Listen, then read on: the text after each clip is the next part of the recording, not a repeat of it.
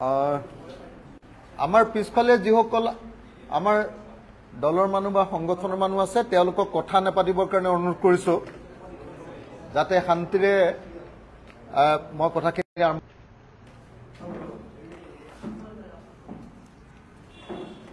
শ্ৰদ্ধেয় সংবাদকৰ্মীসকল বহুদিনৰ মূৰত যোৰহাট প্ৰেছ ক্লাবৰ পৰা আজি এই সংবাদমেল সম্বোধন কৰিছো যোৰহাট প্ৰেছ ক্লাবক সদায় নিজৰ ঘৰৰ অনুষ্ঠান যেন লাগে ইয়াৰ সাংবাদিকসকলক যোৰহাটৰ সাংবাদিকসকলক সদায় ঘৰৰ সাংবাদিক যেন লাগে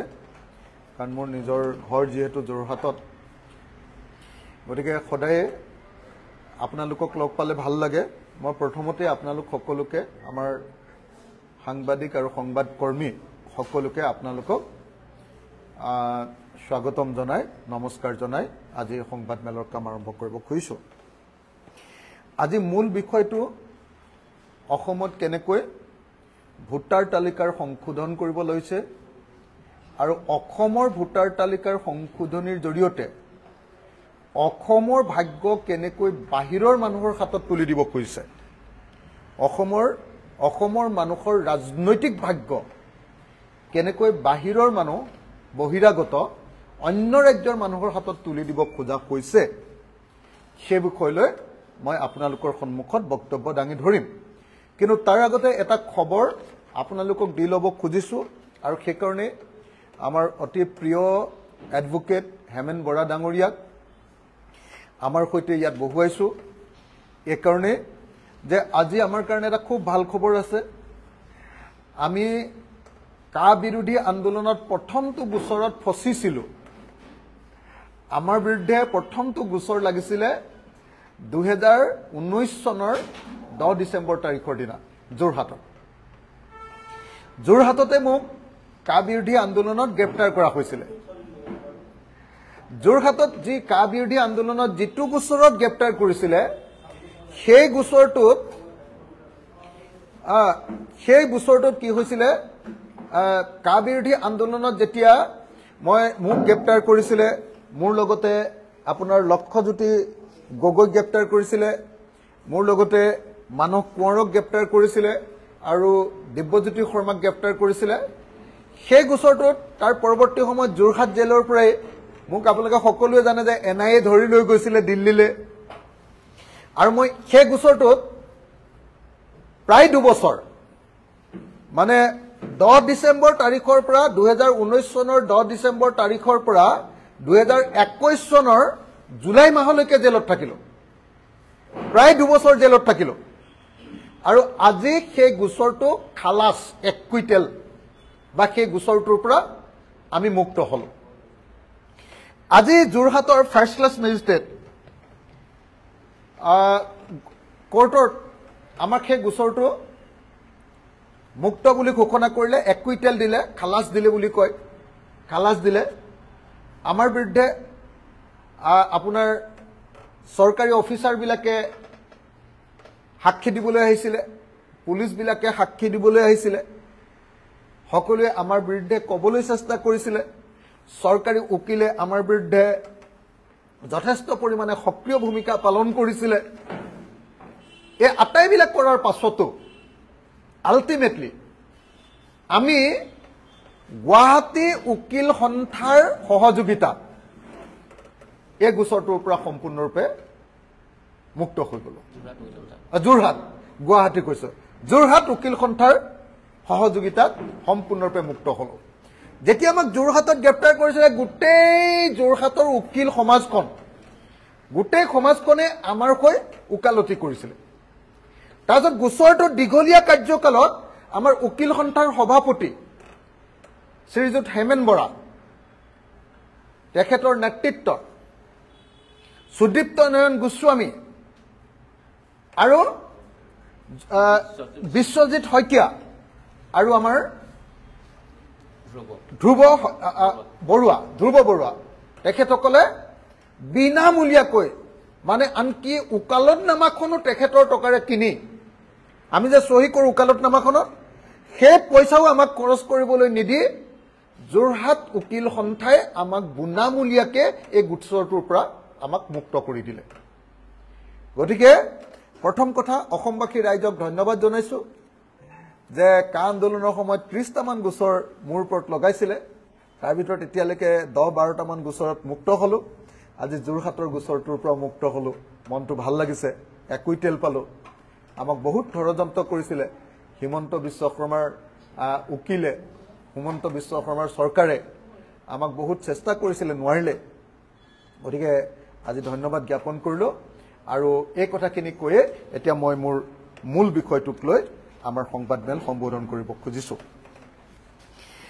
এতিয়া সংবাদমেলৰ মূল বিষয়টো হ'ল যে এই যিখন ইলেকশ্যন কমিশ্যন অফ ইণ্ডিয়াই ফৰ্ম 8 দিছে 8 নম্বৰ ফৰ্ম এই ফৰ্মখন ফিল আপ কৰি ইলেকশ্যন কমিশ্যনাৰ মুখ্য নিৰ্বাচনী বিষয়া অসমৰ অনুৰাগ গোয়েলে কৈছে যে আমি নমিনেশ্যন পেপাৰ ফাইল কৰাৰ দুদিনৰ আগতো যদি কোনোবাই আবেদন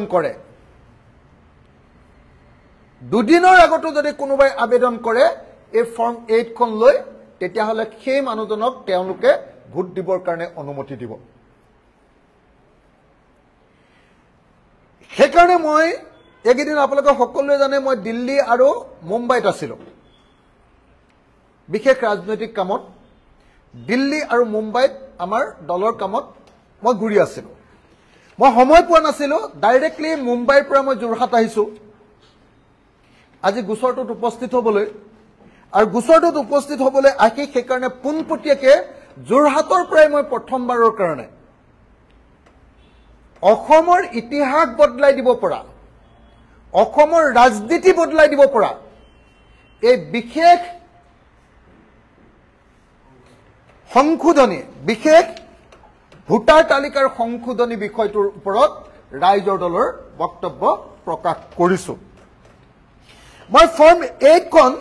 উধৰ পৰা মুধলৈকে 3বাৰ মান পঢ়িলো ফৰ্ম 8 খন উধৰ পৰা মুধলৈকে পঢ়ি মই যেটো বুজি পালো বুজি পোৱা কথাটো হ'ল যে ফৰ্ম 8 ৰ জৰিয়তে আমি আবেদন কৰিব লাগিব যিবিলাকে নতুনকৈ ভোটাৰ তালিকাত নাম ভৰ্তি কৰিব খোজে ফৰ্ম 8 ৰ জৰিয়তে আবেদনকাৰীৰ নাম আৰু ইলেকশ্যনৰ photo identity card EPIC number বুলি কয় যাক সেইটো উল্লেখ কৰিব লাগে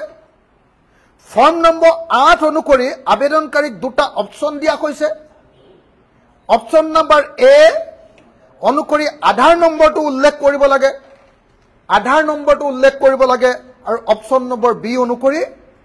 আধাৰ নম্বৰ নাই বুলি ঘোষণা কৰি দিব লাগে মই আধাৰ নম্বৰ দিবলৈ অক্ষম কিয়নো মোৰ আধাৰ নম্বৰ নাই বুলি টিক মাৰিলে হৈ গ'ল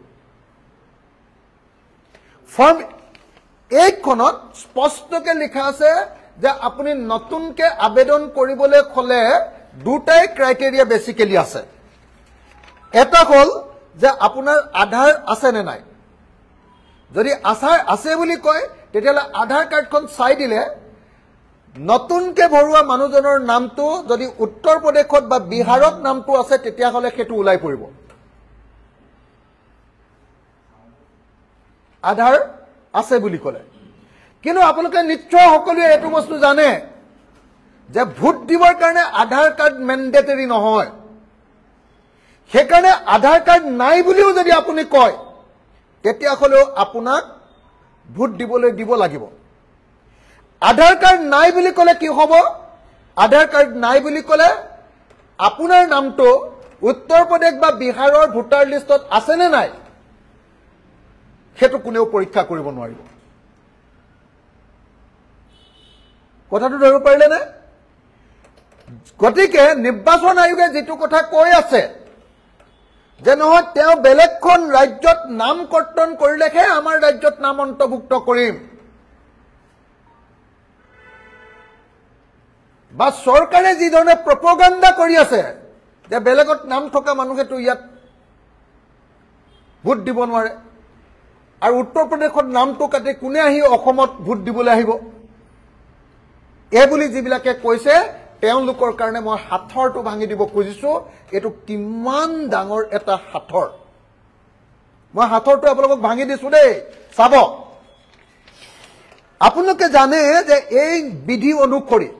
ফৰ্ম 8 যিখন উলিয়াইছে তাৰ বিধি অনুসৰি যিটো বিধিৰ অধীনত এই ফৰ্ম 8 উলিওৱা হৈছে যে কোনোবা এজন ক্যান্ডিডেট বিলাকে নমিনেশন পেপাৰ দাখিল কৰাৰ দুদিনৰ আগলৈকে বুলি কৈছে তাৰ মানে আগমুহূৰ্তলৈকে যদি কোনোবাই এপ্লিকেশন দিয়ে তেতিয়া হলে তেওঁৰ নাম নতুন ভোটাৰ তালিকাত ভৰাব লাগিব এটো হল নিয়ম এতিয়া ধৰক এজন মানুহে উত্তৰ প্ৰদেশৰ নিৰ্বাচন কোন চনত হৈছিল 2021 তে হৈছিল নে 20 হৈছিল নহয় 21 পিছত হৈছিল উত্তৰ প্ৰদেশৰ নিৰ্বাচনত ভোট দিলে বিধানসভাৰ নিৰ্বাচনত ভোট দি শেষ হল তাৰ পাছত তেওঁৰ নামটো আধাৰো আছে আৰু তেওঁ সেটো উত্তৰ প্ৰদেশত ভোটটো দি শেষ হৈ গল তেওঁ এবাৰ বিহাৰত ভোট আহিলে কোন চনত 2025 ত বিহাৰত ভোট আহিলে 2025 ত যেতিয়া ভোট আহিলে 2025 ত ভোট আহোতে তেওঁ উত্তৰ প্ৰদেশৰ আধাৰখনো দেখুৱালে কিন্তু কলে যে মই এতিয়া বিহাৰত থাকো গতিকে মোক বিহাৰত ভোট দিবলৈ দিব লাগে 2025 ত বিহাৰত তেওঁ ভোট দিলে উত্তৰ প্ৰদেশত তেওঁ ভোটটো কাটি দিলে কাৰণ এপিক নাম্বাৰটো দিব লাগে নহয় সেই এপিক নাম্বাৰটো দি দিছিলে তেওঁ খেটো নামটো দিওতে ইলেকশন ফটো আইডেন্টিটি কাৰ্ড যে পালে তাত কি কৰিলে যে তেওঁ কলে যে ঠিক আছে তেওঁ কৈ দিলে ঘোষণা কৰি দিলে ফৰ্ম 8 ত যে নহয় মোৰ উত্তৰ প্ৰদেশত ভোট আছিল মোক উত্তৰ প্ৰদেশত ভোট নালাগে এটো কৰ্তন কৰি দিও তেওঁ হে বিহাৰত ভোট দিলে হয়নে দুদিনৰ আগত আহিলেও হ'ব মাত্ৰ এটা এড্ৰেছ লাগে হয়নে বিএলও বিলাকৰ লগত যোগাযোগ কৰিলে মানে এড্ৰেছ এটা চৰকাৰে মানে এড্ৰেছ এটা কৰি দি বিএলও কৈ দিলে হল এটো কিটা আমাৰ লিষ্ট দে এটা পাস কৰি দিবি বিএলও চৰকাৰৰ মানুহ গতিকে চৰকাৰেটো কৈ দিলে মানে কৈ দিব যে ঠিক আছে এওঁলোকৰ এড্ৰেছ আছে এড্ৰেছটো চালে ঠিক আছে এড্ৰেছ আছে পাস বাই সেই দুদিনৰ আগত আহিলেই জানিবা তাত থাকিও ললে কিনো অসুবিধা আছে এটো এড্ৰেছটো পাস কৰাই ললে তেওঁৰ নামটো এবাৰ কোড ভুমালে বিহাৰৰ বিধানসভা নিৰ্বাচনত ভোট দিবৰ কাৰণে বিহাৰৰ ভোটাৰ তালিকাত সোমাই গল বিহাৰত ভোট তেওঁ দিলে উত্তৰ প্ৰদেশত দিছিলে এবাৰ বিহাৰত দিলে বিহাৰত ভোট দি শেষ হল এবাৰ ভোট কত আহিলে অসমত এবাৰ তেওঁ বিহাৰৰ ইলেকশনৰ যেটো এড্ৰেছ আছিল সেই এড্ৰেছটো ব্যৱহাৰ কৰি এবাৰ অসমত তেওঁ এপ্লিকেশন কৰিলে যে মই অসমত থাকো গতিকে মোক অসমত ভোট দিবৰ কাৰণে মোৰ নামটো হুমুৱা নাছিলে কৰ্মসূত্ৰে মই অসমত আছো গতিকে ইয়াত লেবাৰ কৰি আছো কিবা কৰি আছো যিকোনো এটা কথা কলে হৈ গল কৰ্মসূত্ৰে মই ইয়াত অসমত আছো গতিকে অসমত ভোট দিবৰ কাৰণে মোক ভোটত নাম অন্তৰ্ভুক্ত ভোটাৰ কাৰ্ডত নাম অন্তৰ্ভুক্ত কৰিব লাগে তেওঁ তেতিয়া বিহাৰৰ নামটো কৰ্তন কৰি দিলে তেওঁ আধাৰ নেদেখুৱালে নাম কৰ্তন নকৰিলে হ'ব আধাৰ নাই বুলি কৈ দিলে হ'ল যদি আধাৰ আছে তেতিয়া হলে তেওঁ বিহাৰত নামটো কাটি দিলে হলনে বিহাৰত নামটো কাটি অসমত নামটো ভৰাই দিলে অসমত ইলেকশনত ভোট দিলে মাৰ্চ বা এপ্ৰিলত আমাৰ ভোট হল ফাৰ্স্ট ফেজ হলে মাৰ্চত দিলে সেকেন্ড ফেজ হলে এপ্ৰিলত দিলে হৈ গল তেওঁ এপ্ৰিলত দি শেষ হৈ গল শেষ হৈ দি তেওঁ যেতিয়া শেষ হৈ গল এবাৰ তেওঁ আকৌ উত্তৰ প্ৰদেশলৈ গল এবাৰ তেওঁ উত্তৰ প্ৰদেশলৈ গল এবাৰ তেওঁ আকৌ উত্তৰ প্ৰদেশলৈ গৈ কি কৰিলে যে মই অসমত আছিলো এতিয়া আৰু মোৰ নিজৰ ঘৰলৈ ঘূৰি আহিছো মোক ভোট দিবলৈ দিব লাগে আকৌ ইলেকশনৰ আগে উত্তৰ প্ৰদেশত আকৌ নিজৰ নামটো ভৰ্তি কৰি ললে তেওঁ কেবাৰ ভোট দিলে উত্তৰ প্ৰদেশত বিহাৰত অসমত দৰকাৰ হলে পশ্চিম বংগতো একছাত মাৰি থৈ যাব পাৰিব হয়নে তাৰপিছত তেওঁ উত্তৰ প্ৰদেশত ভোট দিব এটো এটা ভয়ংকৰ নিৰ্বাচনৰ ভোটাৰ তালিকাত নাম অন্তৰ্ভুক্তিকৰণৰ এই যিটো বিধি এই বিধিটো এটা ভয়ংকৰ বিধি আগতে বিজেপি চৰকাৰ নাছিলে কাৰণে মানে ষড়যন্ত্ৰকাৰী 2 নম্বৰী বুদ্ধি থকা বিজেপি চৰকাৰ নাছিলে কাৰণে হয়তো আগতে 2 নম্বৰটো কেনেকৈ কৰিছিলে আগতে হয়তো অকল মৰা মানুহজনৰ নামতে কোনোবাই ভোট দি দিয়ে এতিয়া মৰা মানুহৰ নামতো ভোট দিব পাৰিব আৰু লগতে কি কৰিব পাৰিব উত্তৰ প্ৰদেশৰ পৰা পৰিভ্ৰমী মানুহ আনিব পাৰিব ত্ৰিপুৰাৰ পৰা শিলচৰলৈ ভোট আনিব পাৰিব পশ্চিম বংগৰ পৰা ধুবুৰী পৰা আৰম্ভ কৰি এই নামনি অসমৰ গোটেই বাংলা ভাষী কোৱা মানুহবিলাকক আনিব পাৰিব আৰু আটাইতকৈ উজু হ'ব অসমৰ প্ৰত্যেকখন নগৰত গাঁৱতটো অকমান মানুহে চিনি পাই যাব অসমৰ প্ৰত্যেকখন নগৰত এই কাম কৰাটো তেনে সহজ হ'ব বেছি কৰিব নালাগে মাত্ৰ 5 লাখ ভোটাৰ আনিলে হৈ গ'ল 5 লাখ ভোটাৰ আনিবৰ কাৰণে 50টা সমষ্টিত 10,000 নতুন ভোটাৰৰ নাম ভৰ্তি কৰি দিলে হৈ গ'ল গেম চেঞ্জ গোটেই খেলেই বদলাই দিব পাৰিব চৰকাৰ গঠন কৰিব পাৰিব কথাটো বুজিলে নে 50টা সমষ্টিত যদি 10,000 কে আনে 50 ইনটু 10,000 5 লাখ মানুহ 5 লাখ মানুহ অনাটো এখন চৰকাৰ কেন্দ্ৰীয় চৰকাৰ আৰু ৰাজ্য চৰকাৰৰ কাৰণে মামুলি কথা এটা আপোনালোকৰ জোৰহাটৰ ৱাৰ্ডবিলাকত দিলেও কোনেও চিনি নাপাব মোৰ শিৱসাগৰৰ ৱাৰ্ডত দিলেও চিনি নাপাব মাৰ্গেৰিটাৰ ৱাৰ্ডত দিলেও বেংগলী মানুহে আহি দিলেও চিনি নাপাব বিহাৰী মানুহে আহি দিলেও চিনি নাপাব উত্তৰ প্ৰদেশৰ মানুহে দিলেও আহি চিনি নাপাব আৰু এনেকে গোটেই নিৰ্বাচনটোত তেওঁলোকে প্ৰায় 20% মান ভোটৰ ইফাল কৰি দিব পাৰিব ইফালে মৃত মানুহবিলাকৰ নামত ভোট দিয়াটো আছে ইফালে ভোট দিবলৈ নহা মানুহবিলাকৰ নামত ভোট দিয়াটো আছে চাব দেই মৃত মানুহৰ নামত ভোটটো দিয়াই ভোট দিবলৈ নহা মানুহবিলাকৰ লিষ্ট বনাই ভোটটো দিয়াই বাহিৰত থকা মানুহবিলাকক ট্ৰেইন বা এৰোপ্লেনৰ ভাড়া দি আনি ভোটটো দিয়াই হেতুটো আছে আৰু কি কৰিব পাৰিব এতিয়া আটাইতকৈ ডাঙৰ কথা এটা সমষ্টিত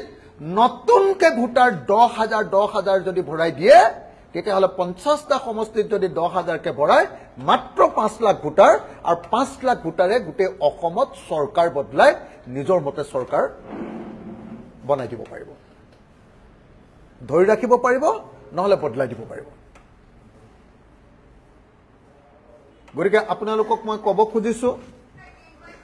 যে অন্য কোনো ব্যৱস্থাৰ জৰিয়তে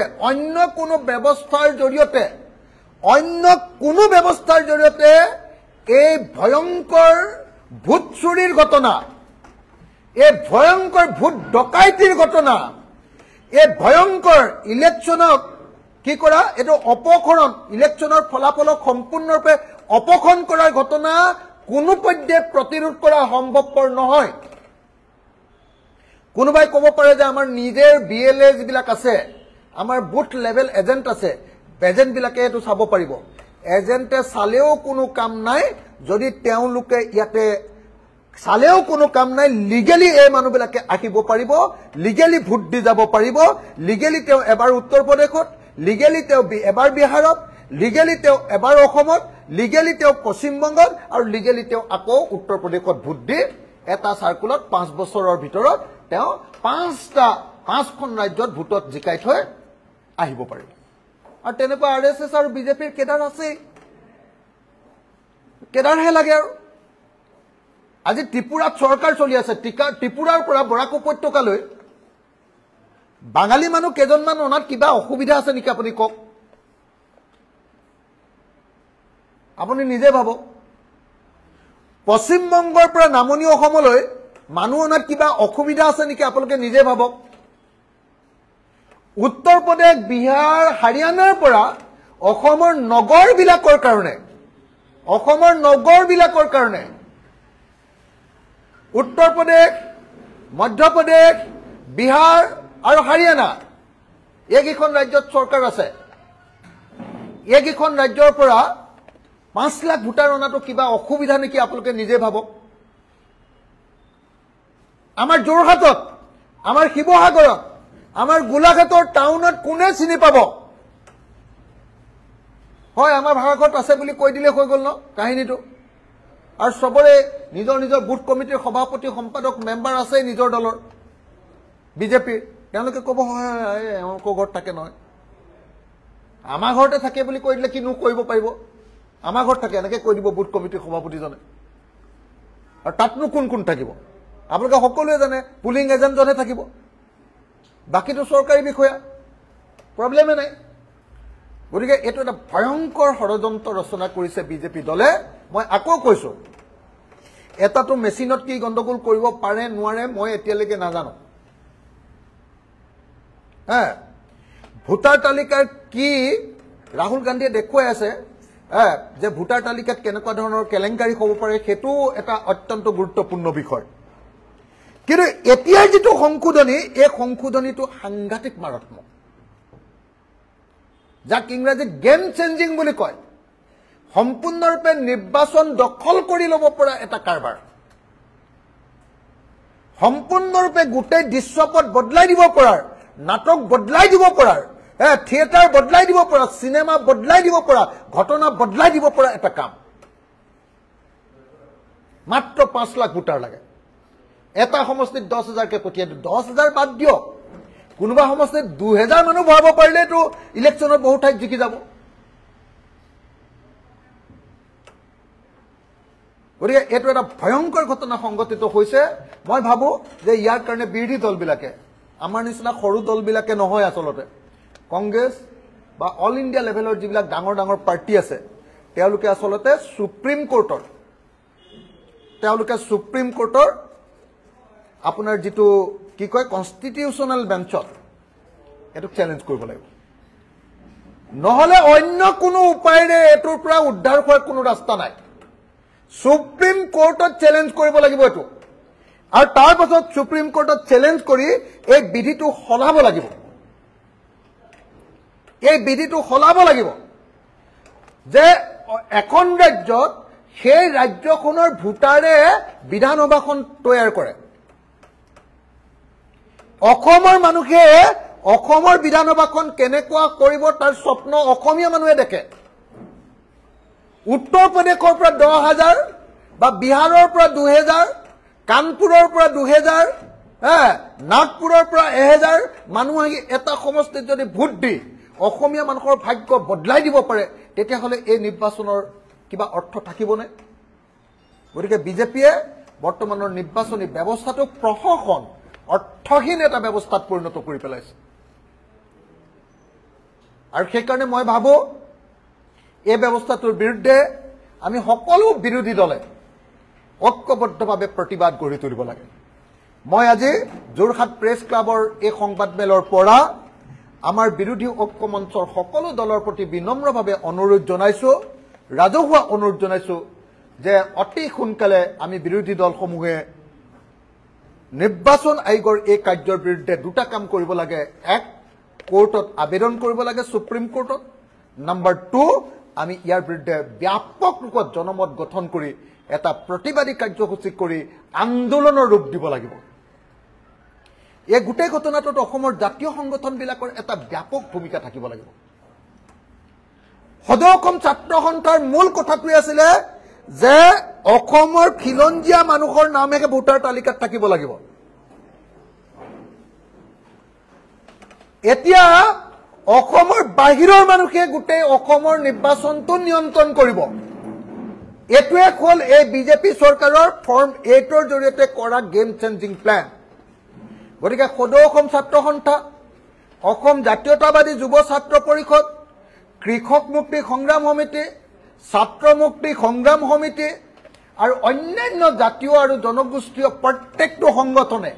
যিবিলাকে নিজৰ জাতিটোৰ কাৰণে লাগ লাগ মাতে, যিবিলাকে নিজৰ জাতিৰ অস্তিত্বৰ কাৰণে মাত মাতে, যিবিলাকৰ অসমৰ ৰাজনৈতিক ভৱিষ্যত বাহিৰৰ মানুহৰ হাতত পঠিয়াই দিয়াটো নিবিচাৰে, তেওঁলোক সকলোৱে ঐক্যবদ্ধ হৈ এইটো গণ আন্দোলনত পৰিণত কৰিব লাগিব।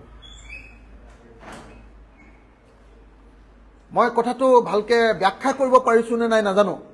যদি ব্যাখ্যা কৰিব পাৰিছো আৰু যদি বুজিব পৰা কৈছে, তেতিয়াহ'লে মানুহে বুজি পাব যে 2026 চনত ইলেকশ্যন খেলাৰ মাজত নেখেলা আৰু নেখেলাৰ মাজত কোনো ডিফাৰেন্সই নাই যদি এই ফৰ্ম 8 অনুসৰি এনেকে নতুনকে ভোটাৰে আহি নামটো ভৰাই দিব পাৰে উত্তৰ প্ৰদেশ বিহাৰ কানপুৰ নাগপুৰ মধ্যপ্ৰদেশৰ পৰা আহি গুজৰাটৰ পৰা আহি গোটেই যদি এনেকৈ নামটো ভৰাই দিব পাৰে গতিকে মই এই মুহূৰ্তত অসমৰ জাতীয় সংগঠনসমূহৰ প্ৰতি বিনম্ৰভাৱে অনুৰোধ জনাইছো মই অসমৰ সকলো বিৰোধী দলৰ প্ৰতি বিনম্ৰভাৱে আহ্বান জনাইছো যে ব্যাপক ঐক্যবদ্ধ গণ আন্দোলন গঢ়ি তোলা হোক অসমীয়া জাতিৰ ভৱিষ্যত ৰক্ষা কৰিবৰ কাৰণে ব্যাপক ঐক্যবদ্ধ গণসংগ্ৰাম গঢ়ি তোলা হোক নাম্বাৰ 1 নাম্বাৰ 2 আমি সুপ্ৰিম কোৰ্টৰ দ্বাৰস্থ হৈ এই যেটো বিধি আছে এই বিধিটো বদলাবৰ কাৰণে বাধ্য কৰোঁ আহক তাৰ বাহিৰে অন্য কোনো ট্ৰেডিশনাল উপায়েৰে ইয়াৰ পৰা অসমীয়া জাতি বচাৰ কোনো ৰাস্তা নাই মই এইখিনি কথা কৈয়ে আজিৰ সংবাদমেলৰ মূল বিষয়বস্তু সামৰণি মাৰিছো ধন্যবাদ জয় আই অসম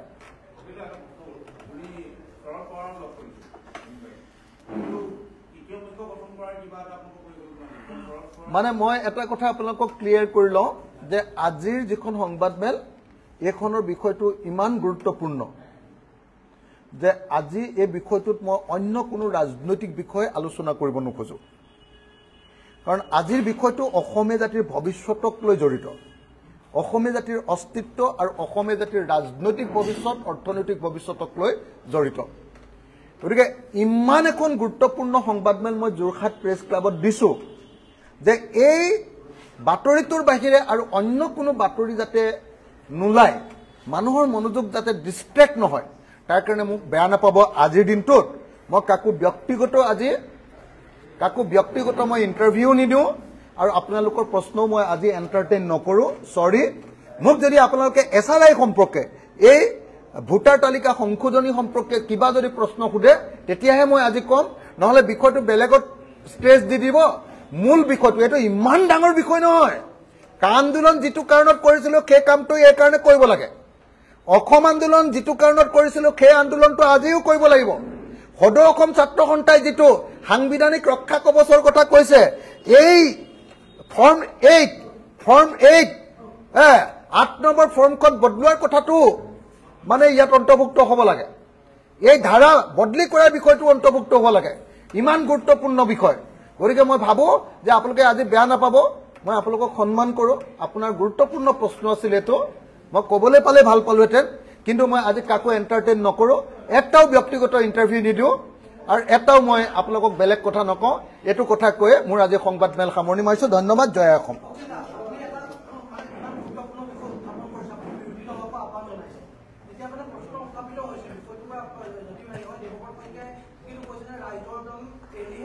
মানে এই বিষয়টোৰ ওপৰত আজি মই কথা নকওঁ এই বিষয়টোৰ ওপৰত মই আজি কথা নকওঁ